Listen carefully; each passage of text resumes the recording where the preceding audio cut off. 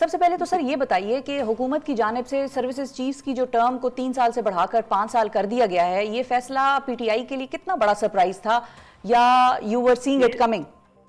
یہ ساری قوم کے لیے سرپرائز تھا، لیکن میں سمجھتا ہوں جو کچھ بھی اس کے علاوہ پچھلے دنوں لیجسلیشن ہوئی ہے، جس میں آج دگنی تعداد سپریم کورٹ کرنے کی یا کوشش اسلام آباد ہائی کورٹ میں بڑھانے کی، اور اسی طرح سے اور جو لیجسلیشن کا آپ ذکر کر رہی تھی جس سے لوگوں کے انسانی جو بنیادی حقوق ہے اس کو پامال کرنے کی جو بھی ہو رہی نا، اس کے پیچھے اصل یہ لیجسلیشن تھی، کیونکہ اس کو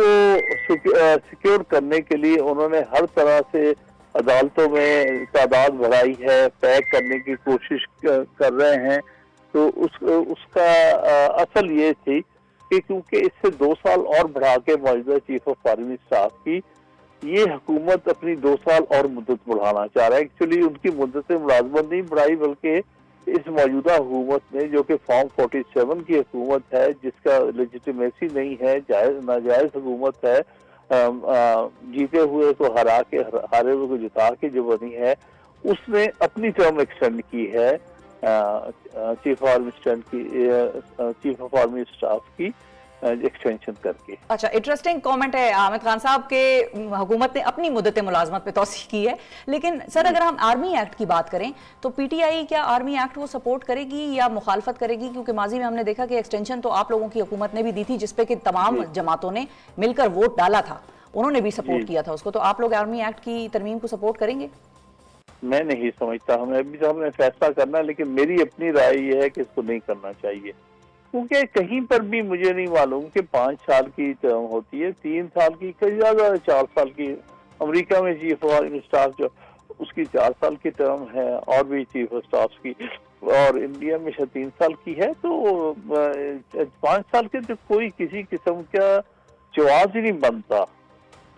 بالکل صحیح ہے، ٹھیک ہے۔ اچھا، اب حامد خان صاحب یہ بھی بتائیے کہ سپریم کورٹ کے ججز کے حوالے سے آپ نے بھی بات کی، تعداد 25 تک کیے جانے کا امکان تو تھا، یہ بازگشت چل رہی تھی، لیکن حکومت نے سپریم کورٹ کے ججز کی تعداد 34 کرنے کا جو بل پیش کیا، آپ کو حکومت کے اس فیصلے کے پیچھے کیا نظر آتا ہے؟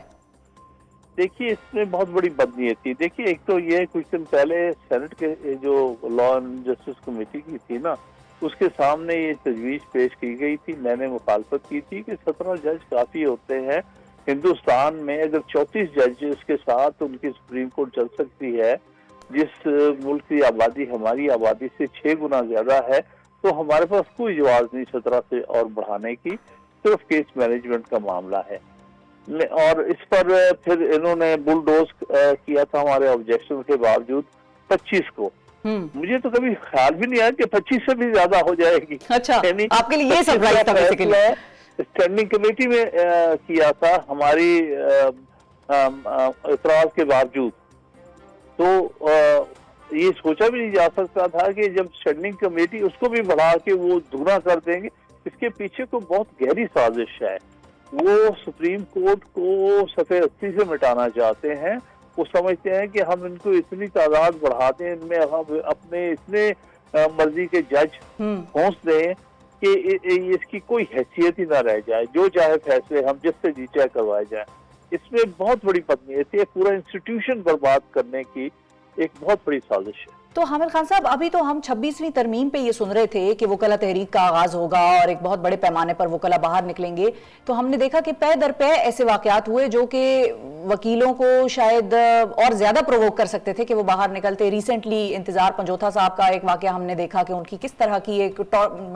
ایک شاکڈ ویڈیوز ہم کہیں گے کہ ان کا ایک چہرے کے تاثرات ہی بتا رہے تھے کہ وہ کتنی تکلیف میں تھے، وہ سامنے آنا، پھر ججز کی تعداد اس طرح سے بڑھا دینا۔ تو ابھی تو 26ویں آئینی ترمیم پر وکلا نہیں نکل سکے تھے، پلان کر رہے تھے، تو اب اس پہ آپ کو لگتا ہے ایک بڑے پیمانے پر وکلا تحریک شروع ہوگی؟ بار کاؤنسلز کا کیا رد عمل آئے گا اس پر آپ کے خیال میں؟ وکلا تحریک تو اس معاملے میں واضح ہے کہ ہم نے تحریک شروع کی ہوئی ہے، اس کو آگے لے کے جائیں گے۔ البتہ یہ کہ تحریک کے مختلف عوامل اور مختلف سٹیجز ہوتی ہیں، ضروری نہیں کہ سڑکوں پہ نکلنے سے تحریک چلتی ہے، اس میں اور بھی بہت سے مراحل ہیں جس میں لٹیگیشن بھی ہے۔ آلریڈی ہم نے سپریم کورٹ میں 26ویں ترمیم کو جو ہے چیلنج کر دیا ہے، اور بہت سارے کیسز ہم بار ایسوسیشن طرف سے ڈال رہے ہیں۔ ٹھیک ہے، لیکن یہ بات آہستہ آہستہ سارے واضح ہو رہی ہے سارے پاکستان میں، سارے وکلا کو، کہ ان کی جو عدلیہ ہے اور آئین ہے، جو کہ بنیادی طور پر وکلا کا فنکشن ہے کہ وہ ان کو تحفظ دیں، عدلیہ کو بھی اور آئین کو بھی، اس کے خلاف بہت بڑی سازش ہو رہی ہے، اس کو ختم کیا جا رہا ہے۔ تو اس لیے ہر طرح ہم کوشش کریں گی کہ ہم آئین کو بچائیں اور عدلیہ کو تحفظ دیں۔